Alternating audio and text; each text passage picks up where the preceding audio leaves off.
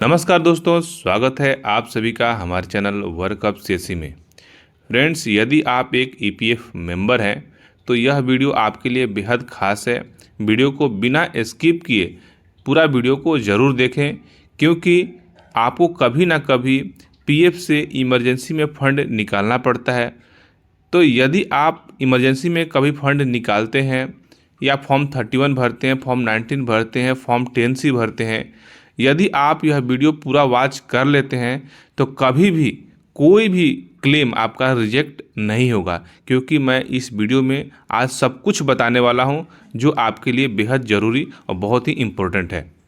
PF यानी provident fund हर नौकरी पेशा इंसान के लिए एक ज़रूरी बचत जरिया है।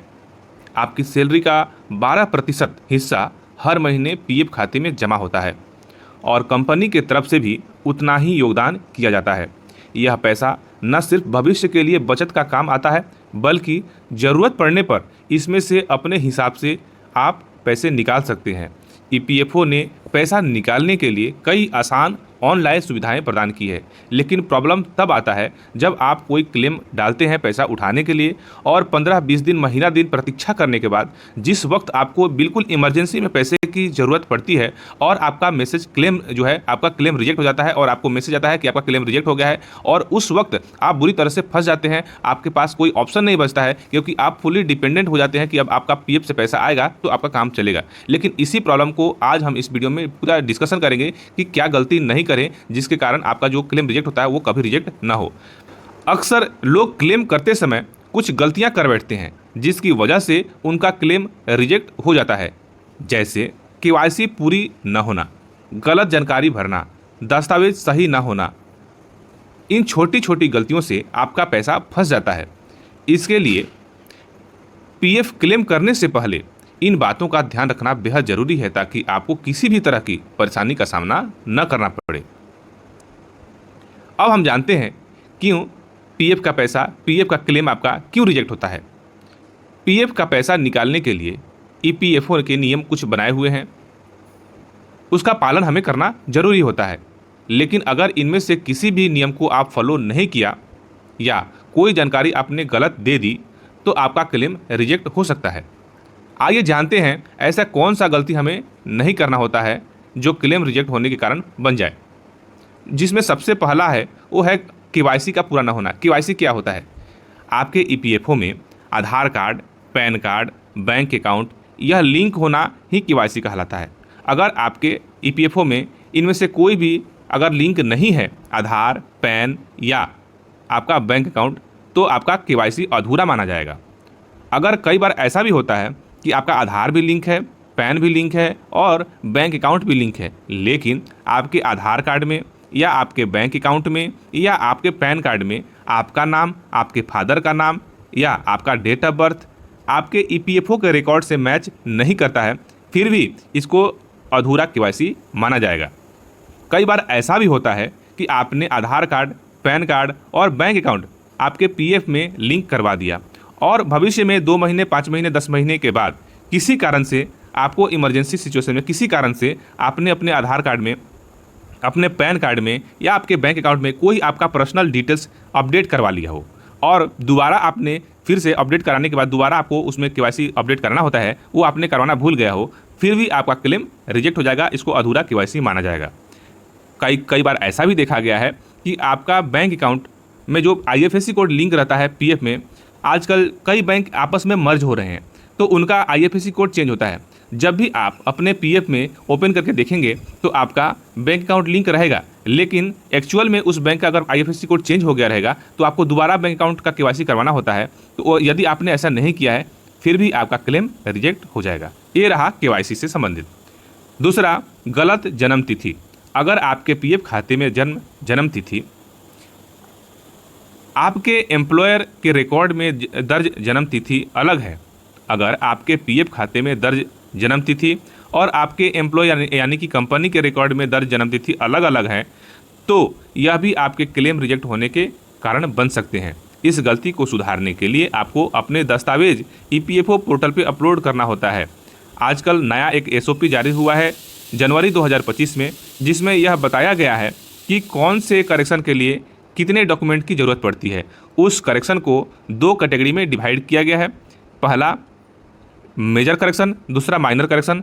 यदि मेजर करेक्शन है तो आपको 3 डॉक्यूमेंट देना होता है और सपोर्टिंग डॉक्यूमेंट। अगर माइनर करेक्शन है तो कोई 2 डॉक्यूमेंट सपोर्टिंग डॉक्यूमेंट में देना होता है। आपके कोई भी पर्सनल डिटेल्स करेक्शन कराना होता है तो पर्सनल डिटेल्स में क्या क्या हो सकता है, आपका नाम, आपके फादर्स का नाम, आपका डेट ऑफ बर्थ, आपका मैरिटल स्टेटस, आपका लिंग, जैसे मेल से फीमेल, फीमेल से मेल, कई बार गलतियां हो जाता है, मैरिटल स्टेटस आदि करेक्शन कराना, ये कहलाता है आपका पर्सनल डिटेल्स। इन सभी करेक्शन कराने से संबंधित मैंने वीडियो बनाकर अपने चैनल पे अपलोड किया हूँ। विशेष जानकारी के लिए आप उस वीडियो को देख सकते हैं। और आपको इसके बारे में और ज़्यादा जानकारी चाहिए तो आप हमें इस वीडियो पर कमेंट भी कर सकते हैं। मैं आपको एक दूसरा वीडियो बना के अपलोड कर दूँगा, आपको मिल जाएगा। नेक्स्ट आता है गलत बैंक डिटेल्स। क्लेम करते समय अगर आपने गलत bank account number, IFSC code दर्ज किया है तो आपको आपका पैसा ट्रांसफ़र नहीं होगा और क्लेम रिजेक्ट हो जाएगा। कुछ महीने पहले तक यह सिस्टम था कि जब भी आप एडवांस उठाते थे या फुल एंड फाइनल सेटलमेंट लेते थे तो आपको कैंसल चेक या पासबुक अपलोड करना होता था, जो आजकल उस सिस्टम को हटा दिया गया है। आपके बैंक अकाउंट जो आपके EPFO में पहले से दर्ज है उसमें ऑटोमेटिक पैसा जाएगा। अब आपको कोई डॉक्यूमेंट अपलोड करने की आवश्यकता नहीं है।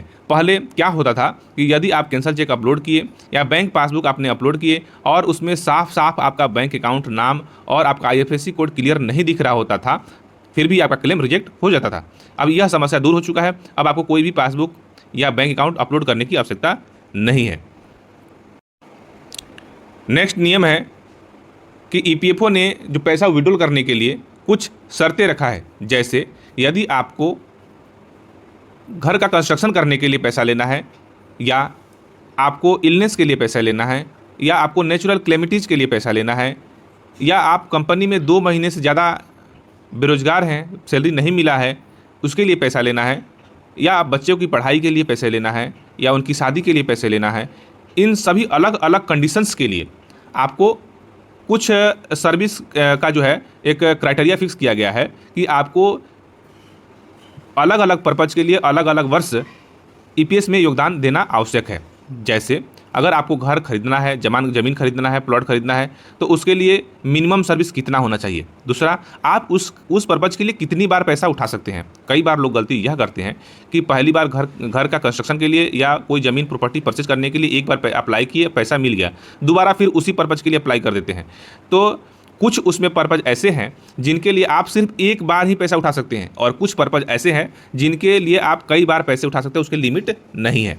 दूसरा, कुछ ऐसा भी है कि अलग अलग पर्पज़ जो है, पैसा किस लिए आप ले रहे हैं, जो पर्पज़ है, जो कंडीशन है, उसके लिए आपके लिए योग्यता शर्तें होनी चाहिए कि इतनी वर्ष आपका सेवा होना है कंपनी में।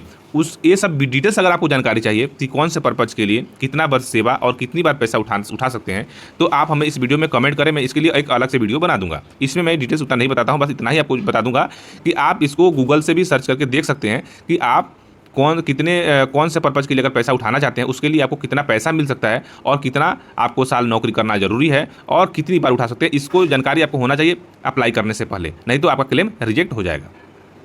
अब आपको मैं बताता हूँ कि कैसे बचें, इस गलती से कैसे बचें ताकि आपका क्लेम रिजेक्ट ना हो। क्योंकि क्लेम अगर आपका एक बार रिजेक्ट होता है तो आपको ध्यान में होगा कि आप कम से कम 20 दिन, 1 महीना अगर आप प्रतीक्षा करते हैं, उसके बाद आपको पता चलता है क्लेम रिजेक्ट हुआ कि एक्सेप्ट हुआ। 1 महीना आपने प्रतीक्षा किया और उसके बाद यदि आपका क्लेम रिजेक्ट हो जाता है तो फिर आपको क्लेम करने में और फिर आपको 1 महीना और प्रतीक्षा करने में आपका जो जरूरी काम है, जिस पर्पज़ से आप पैसा लेना चाहते हैं, वो काम आपका पूरा नहीं होगा। इसलिए आप क्लेम रिजेक्शन से बचें। और कैसे बच सकते हैं, इसके लिए आपको KYC अपडेट करें और अपडेट करके रखना होगा और सभी जानकारी सही भरना होगा। जन्म तिथि और अन्य डिटेल्स को एम्प्लॉयर के रिकॉर्ड से मैच करा कर रखना होगा। बैंक डिटेल्स को क्लेम भरने के से पहले दोबारा जांच कर लें और क्लेम करते समय अभी तो अपलोड करने की ज़रूरत नहीं है, लेकिन आप एक बार अपना IFSC कोड और बैंक का मैचिंग जरूर कर लें। अन्यथा क्या होगा कि आपका अप्रूवल होने के बाद जब पैसा बैंक खाते में रिलीज होना रहेगा, उस वक्त आपका क्लेम रिजेक्ट हो जाएगा। EPFO ने ऑनलाइन क्लेम प्रक्रिया को बहुत ही आसान बना दिया है। आप घर बैठे EPFO की आधिकारिक वेबसाइट पर लॉगिन कर सकते हैं और उमंग ऐप से भी आप क्लेम कर सकते हैं। क्लेम के ऐसे नियम के हिसाब से अगर आपका सब कुछ सही रहा है, कोई दिक्कत नहीं है, कोई बीच में हॉलीडे वगैरह नहीं है, तो क्लेम करने के 7 से 10 दिन के अंदर पैसा आपके बैंक खाते में ट्रांसफ़र हो जाएगा। अगर कोई प्रॉब्लम है तो या थोड़ा छोटा मोटा प्रॉब्लम है तो आपको यह 15 से 20 दिन भी समय लग सकता है, और उसके अगर कोई बहुत बड़ा प्रॉब्लम है तो आपका क्लेम ये रिजेक्ट हो जाएगा 15-20 दिन 25 दिन के बाद। अगर आप इन गलतियों से बचते हैं तो आपका क्लेम आसानी से पास हो जाएगा और आपको किसी भी तरह की परेशानी नहीं उठानी पड़ेगी।